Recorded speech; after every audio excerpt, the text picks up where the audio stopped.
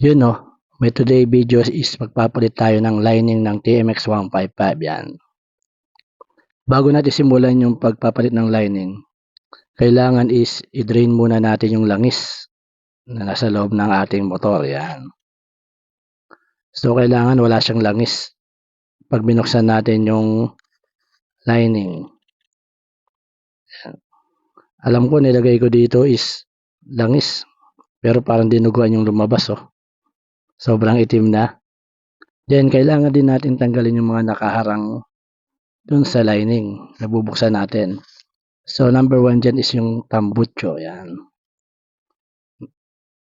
Pag natanggal natin yung tambucho, yun namang susunod yung kick. Yung kick ng motor. Yan. Kasi nandun banda yung lining. Siyempre pati yung footrest, parang lulubakan lang natin. So good luck na sa pagtatanggal ng footrest kasi yan ang pinakamahirap na parte. Yung 4 na tornilyo na yan. Hirap pa yan tanggalin yan. Yan. So ito na nga. Patapos nating matanggal yung footrest at saka yung 4 na tornilyo na yan na napakahirap. Simulan na nating buksan yung lining yan. Yan nga pala yung cover niya. So maraming mga tornilyo yan. Iba-iba yung size.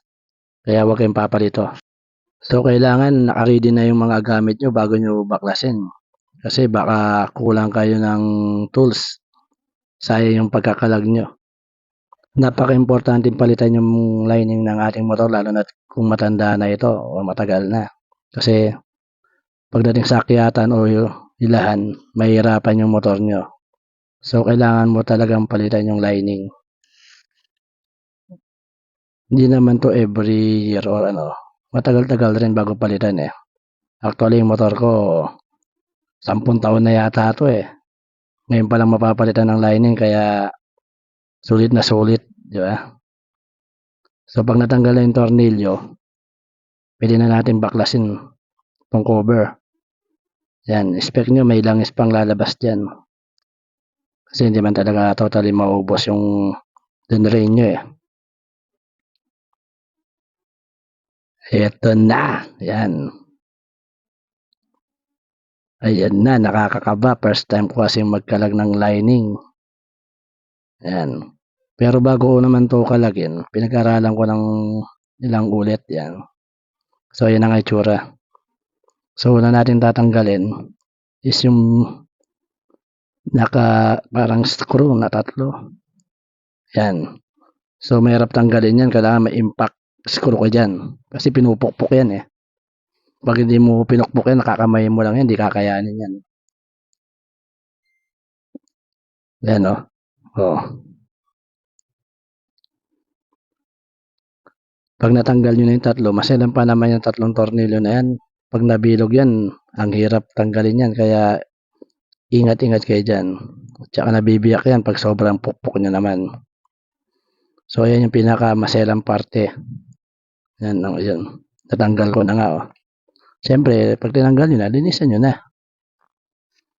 Para hindi sayang yung pagkakalag nyo. Yan. May washer yun at saka yan. Yung castle nut yan. Kailangan meron kayong castle nut na tools. Special tools yan. So pag wala kayo yan, hindi nyo mababaklas yan kahit anong gawin nyo. So yun, natanggalan natin yung maliit na may 3 screw. So ito na yung lining. Yung housing yan. So meron din yung ano yan washer, bearing, tsaka yung castle nut yan. So pag natanggal nyo na yung bearing, tsaka yung parang washer niya, yung castle nut nandun. Yan, kailangan mo impact wrench. Then yung 4 na screw. Siyempre may mga spring yan na 4. Yan. Ito na nga. Ito na yung papalitan natin. Yung lining. Actually yung plate na isa is madalang lang masira yan eh. So talagang lining lang talaga. Tsaka yung housing natin medyo okay pa naman oh. Walang crack or pingas. Kasi yan ang magdudulot ng dragging. Yan. So yan ay tsura oh. So lilinisin natin yan. bago natin ikabit o ibalik yung mga pinagtatanggal natin. Yan, pag malinis na, so simulan nating ilagay yung mga lining na binili natin. Yan. Unang-una nga pala dyan is lining, plate, yan, palit-palit lang yan hanggang sa maubos. 5 yung lining natin dyan eh, tapos yung plate din, so ganun rin.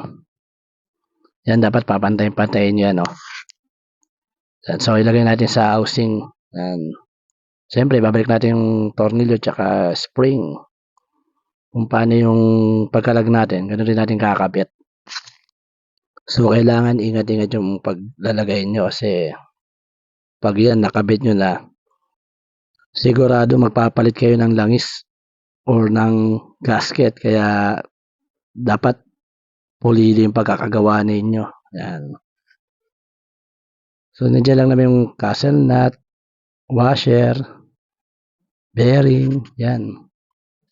Dapat natandaan nyo yung pagkasunod-sunod niyan para iwas hassle or back job na sinasabi nila. Yan. Actually, maselan talaga yung pagkakabit niyan eh. Kasi pag nagkamali kayo dyan ng kabit, tiyak maninira yan ng makina. Yung gear niya, sigurado magkabali-bali niyan. Kaya dapat bago nyo gawin ay dapat alam nyo na talaga. Huwag yung banat ng banat, di ba? Pero kaya yan. I-impact wrench na natin yan para tiyak na maigpit. Yan. Yung tornilyo na yan, yung sakto lang naigpit. Pag nasobrahan sa igpit yan, madostred yan. Malaking problema yan. Yan, pag naigpitan nyo na, pwede na yan. Lalagyan na lang natin to ng gasket, tsaka langis. Okay na yan. Heto na. Yan. Ito na yung test drive na ginawa natin pagpalit ng lining. Yan. So, kailangan neutral muna natin. Yan. Bago natin to i-kick. Medyo excited ako na kasi ngayon ko malalaman kung talagang under to o back job. Yun mandar pwede. Yan, ayos. So, ayan So, ngayon, okay yung takbo. Ngayon, susubukan natin yung first gear or shift ng gear. Yan. So, pag pinrest natin yon, yung first gear natin. Yan. Yun. Yan. So, naka-first gear yan, Ayos yung takbo, So, susubukan natin ngayon pag naka-press yung clutch. So, kailangan di siya under. Yan. Ito na. Yan. Yan, neutral na uli yan. So, press ko yung clutch. Primera. So, tingnan natin kung under yung gulong. Yan. So, hindi. Pag nirelease ko, dapat umandar siya kasi naka-primera siya, di ba? Yun, ayos. Hindi siya nagra-running clutch. Kasi yun pinaka main problem. Kapag nagpalit ka ng lining at nag-running clutch, ibig sabihin mali yung kabit nyo. So, pwedeng manira sa loob yan. Yan.